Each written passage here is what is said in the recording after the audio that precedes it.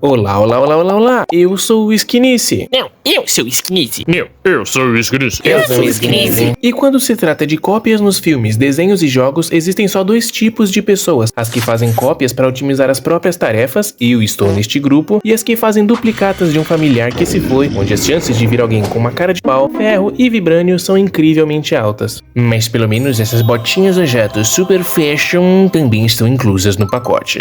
E talvez esse nariz. Hoje nós vamos falar de duplicatas, cópias e originais que colidem, pais que buscam recriar seus filhos, o paradoxo do barco de Teseu que surge dessas cópias e as consequências disso tudo.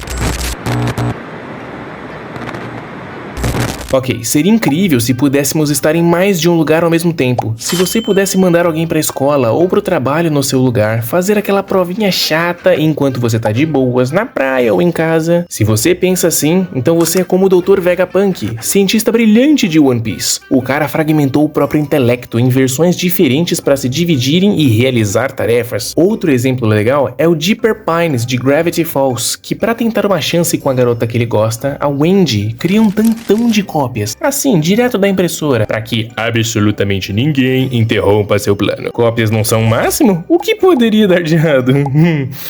Bem, eu tenho uma lista. Basicamente, quem criou uma cópia para substituir a si mesmo, como os exemplos que eu dei, tende a seguir por um final ruim. Vejamos a seguir. Se a tua cópia recebe tanta autonomia e personalidade, naturalmente ele é uma segunda versão sua, física e mentalmente, que fica recebendo ordens. Quais as chances dela perceber que sem você, ela pode fazer o que quiser? Ora, ela também quer falar com aquela garota, descansar na praia e ter a sua vida só pra ela. Bom, alerta de spoiler. As cópias do Dipper e do Dr. Vegapunk se voltaram contra eles. Eles têm as suas memórias, sua aparência, sua personalidade. Então por que estão abaixo numa hierarquia? A ficção costuma abordar histórias a partir do ponto de vista do criador dessas cópias, mas existem histórias que mostram o lado da cópia, a criatura que nasceu ontem com a consciência de um ser formado, mas sem qualquer propósito a não ser o de acatar os caprichos do seu criador. Mewtwo foi criado pelo Dr. Fuji, que perdeu a filha e recebeu uma proposta de Giovanni da equipe Rocket, receber tecnologia para clonar o Pokémon Mew, alguns iniciais, e sua filha num projeto ambicioso. Só Mewtwo sobrevive ao experimento, e quando ele desperta, usa seus poderes para arrasar toda a ilha e os cientistas. Mewtwo nasce desamparado, sem propósito, e sua filosofia é de que clones são melhorias dos originais, que ele é um Pokémon mais forte do que Mew, e dedica seus dias a provar sua tese, criando duplicatas para desafiar outros treinadores. Ele precisa de uma razão para existir, já que seus criadores o criaram para ser o mais forte. Mewtwo luta contra Mew, e diferente do que acreditou, sua força era idêntica à dele. Faz todo sentido, né? O potencial da cópia não é menor nem maior do que o original. É exatamente o mesmo. Mewtwo entende que a coexistência é a solução, sendo que clones e originais são ambos merecedores de viver sob o mesmo céu. Afinal,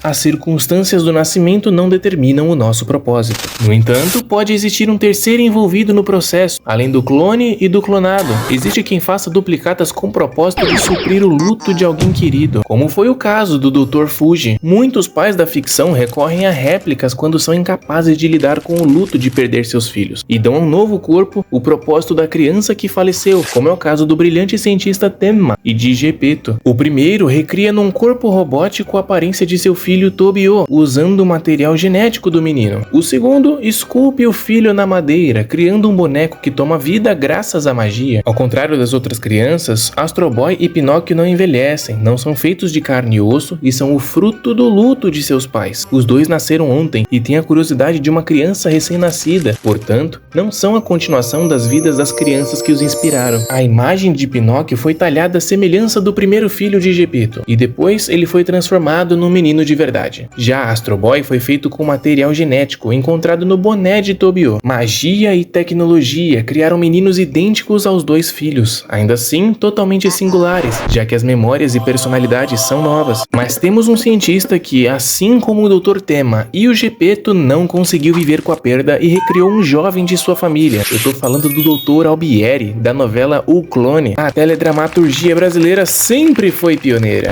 Aqui conhecemos os irmãos Lucas e Diogo, que são gêmeos e bastante diferentes de personalidade, até que Diogo falece num acidente de helicóptero e o cientista Albieri decide clonar o outro gêmeo, o Lucas, para preencher o vazio que o seu afilhado Diogo deixou. O clone se chama Léo e ele é 20 anos mais novo do que o Lucas. Então, mesmo que durante a novela a gente tivesse 3 rapazes idênticos, igual no meme do Homem-Aranha, eles não têm nada em comum além da aparência. Com esse exemplo de clone da televisão, eu trago para vocês agora um exemplo de duplicata na série Black Mirror, com o especial Natal Branco. Nesse que é um dos melhores episódios da série, a tecnologia replica a consciência de seus usuários em seus celulares para otimizar suas tarefas. Afinal, se tem algo que você deve fazer, faça você mesmo. Agora imagine que você desperta em um belo dia e está dentro de um aparelho smartphone, olhando para o seu corpo original. Horas, é a sua consciência. Então, na sua programação, as lembranças que você tem é de ser um humano até acordar. Exceto que agora seu propósito é reduzido a executar lembretes e tarefas para o seu verdadeiro eu, por toda a eternidade. É um ótimo exemplo do quão indigna a ideia de criar uma duplicata pode ser. Você toma a identidade de um ser com consciência e o obriga a ser subserviente das suas vontades, intitulando a si próprio como o verdadeiro você. O episódio mostra como é desesperador para aquela consciência ser reduzida a uma programação da sua programação, um fragmento da sua rotina. É claro que você pode debater sobre a duplicata ter concordado com aquela situação, sendo que no momento em que a decisão de escanear a consciência original foi tomada, o indivíduo era um só. Esse é um ótimo exemplo de como a situação da duplicata muitas vezes é mais sensível do que a do clone, pois em alguns momentos ela já foi uma só com o corpo original. Então, mesmo após separados, ela se sente o original, exceto que agora seus caminhos foram separados e cada um terá experiências diferentes, formando seres diferentes. A duplicata perdeu seu poder de consentimento no segundo em que foi separada do corpo original, mas suas lembranças, sonhos e experiências ainda estão lá. Ela se sente traída por si mesma e ainda assim não tem poder de barganha sobre o próprio destino, já que o original não se incomoda com aquilo que se separou dele, porque já não lhe faz parte. É um corpo estranho, porém, se estivesse na mesma posição, e meio que está, porque são a mesma personalidade, desejaria pôr fim no sofrimento daquela. E novamente, a experiência de diferentes caminhos moldará intelectos distintos, consciências separadas. Esse detalhe é suficiente para encerrar o debate sobre clones serem pessoas diferentes dos originais. Mas e quando a réplica e a fonte compartilham as mesmas memórias, a mesma aparência? Quem é digno de levar a identidade de original? Pega a Visão. Esse cara é o Visão, que apesar de não ser um clone, também nasceu ontem. Em WandaVision, o Visão morreu, mas passa bem. E depois disso nasceu outro Visão a partir dos poderes da Wanda, com base nas lembranças que ela tinha dele. Por um breve momento, nós tínhamos duas versões dele. A que foi criada dentro do domo imaginário da Wanda e aquele que é o corpo revivido dele, onde os dois disputam quem tem mais visão entre eles. O primeiro Visão era uma criação com toda a personalidade do original, mas que só existe nas lembranças da Wanda, enquanto o segundo tem a mesma carcaça do original, mas a cabeça de um recém-nascido. A pergunta é, quem é o verdadeiro Visão? Esse é o paradoxo do barco de Teseu. Nessa questão, um navio está navegando em uma longa jornada, sendo que as tábuas que compõem a sua estrutura começam a envelhecer e precisam ser trocadas. Pouco a pouco, as 30 tábuas de madeira são trocadas por novas, que têm o mesmo formato e encaixe perfeito das anteriores. O barco está renovado, mas nem 1 centímetro dele mudou. Afinal, o navio ainda é o mesmo ou já é outro? Eu deixo para vocês o debate sobre o paradoxo do barco, mas se estivermos falando de duplicatas de seres vivos, eu penso que não há debate sobre superioridade, sendo que a parte das suas aparências são dois indivíduos no puro sentido da palavra, individuais. Somos modelados pelas experiências e pelo convívio, então por mais que a aparência e memória sejam as mesmas, é muito improvável que os dois tenham as mesmas vivências a partir dali, sendo o passado o limite comum de comparação entre eles. Se estivermos falando de seres que nem sequer carregam as memórias do original, então a sua aparência é o limite da comparação, já que as personalidades são outras totalmente distintas. Deixem um joinha, compartilhem com seus amigos que curtem clones na ficção científica e na fantasia, e somente na fantasia e na ficção científica. Parem de se imprimir aí nas impressoras. Espero que tenham se divertido com esse vídeo, aprendido uma coisa e outra, e até a vez que vier!